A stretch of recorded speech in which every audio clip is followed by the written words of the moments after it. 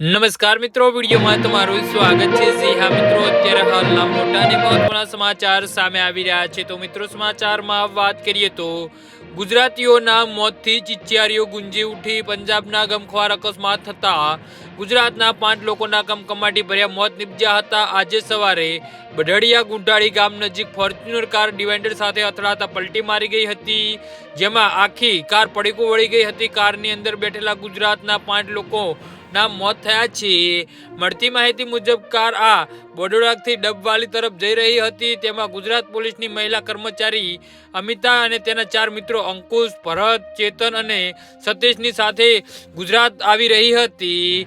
જી હા મિત્રો, આ લોકો શિમલા ફરીને પાછા આવતા હોવાની જાણવા મળ્યું હતું. જો કે કાતિલ ઠંડીના દોર વચ્ચે ભારે ધુમ્મસ વચ્ચે વહેલી સવારે તેમની કાર ડિવાઈડર સાથે અથડાઈ જતા કારનો કચ્ચર ઘાણ થઈ ગયો હતો અને આ દુર્ઘટનામાં તમામ 5 લોકોના ઘટના સ્થળે મોત થયા છે. તો આ દુર્ઘટના અંગે જાણકારી આપતા એસપી સિટી નિરેન્દરસિંહ જણાવ્યું હતું કે 5 મિત્રોના મૃતદેહને કબજે લઈ સિવિલ હોસ્પિટલ રવાના કરાયા હતા અને મૃતકોના પરિવારજનોને જાણ કરી દેવામાં આવી છે.